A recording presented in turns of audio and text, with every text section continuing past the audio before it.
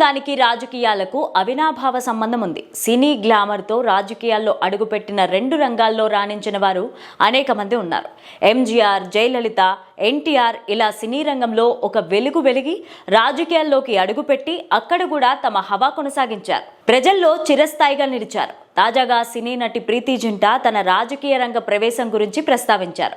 Social media వేదిక ద్వారా అభిమానులతో ముచ్చటించిన ప్రీతి ఈ విషయం పైన మాట్లాడుతూ క్లారిటీ ఇచ్చారు. గతంలో కొన్ని రాజకీయ పార్టీలు టికెట్ కూడా ఆఫర్ చేశాయంటూ ఆసక్తికర వ్యాఖ్యలు చేశారు.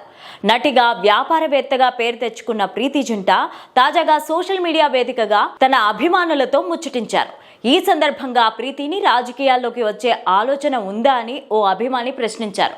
దీనికి సమాధానం చెప్తూ చాలా రాజకీయ పార్టీలు తనకు పార్టీ టికెట్ ఆఫర్ చేశాయని చెప్పారు ప్రీతి. రాజ్యసభకు కూడా పంపిస్తానని ఆఫర్ ఇచ్చారని, కానీ తాను అంగీకరించలేదన్నారు.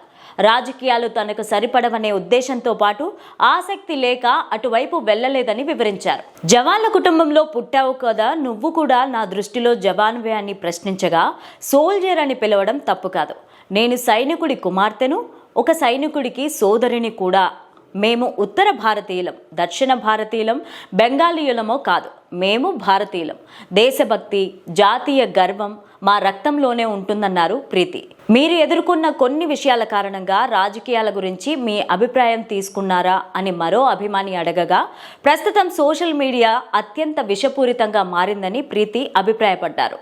సోషల్ మీడియా ఎంత విషపూరితంగా మారిందంటే ఎవరు ఏం మాట్లాడినా కూడా దానిని రాజకీయ రంగు పులుముతున్నారన్నారు. ప్రతి కామెంట్ను రాజకీయాలతో ముడిపెడుతున్నారు అన్నారు. తాను సున్నితమైన భావాలు కలిగిన సాధారణ మహిళను అని చెప్పుకొచ్చారు. రాజకీయాలతో తనకు సంబంధం లేదని, వాటిపైన ఆసక్తి లేదన్నారు ప్రీతి. ఇటీవలే ముంబైలోని new India cooperative bank loan విషయంలో తలెత్తిన వివాదంపైన ప్రీతి స్పందించారు.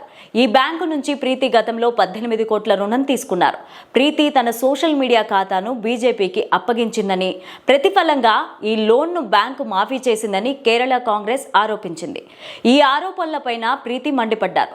తాను ఆ లోన్ను ఎప్పుడో తీర్చేశానని, తాను సోషల్ మీడియా ఖాతాను తానే నిర్వహిస్తున్నానని వివరణ ఇచ్చారు. ఈ విషయంలో రాహుల్ గాంధీ పైన పరువు నష్టం కేసులు దాఖలు చేయలేదంటూ మరో అభిమాని సూచించగా, కేరళ కాంగ్రెస్ లో ఎవరో ఒకరు చేసిన పనికి రాహుల్ గాంధీని బాధ్యుడిగా చేయాలనే ఉద్దేశం తనకు లేదని ప్రీతి ఆన్సర్ చేశారు.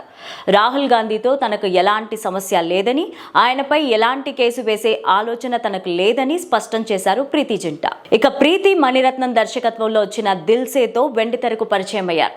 ఈ చిత్రంలో షారుఖ్ ఖాన్ తో కలిసి నటించారు. తొలి చిత్రంతోనే గుర్తింపు తెచ్చుకున్నారు ప్రీతి.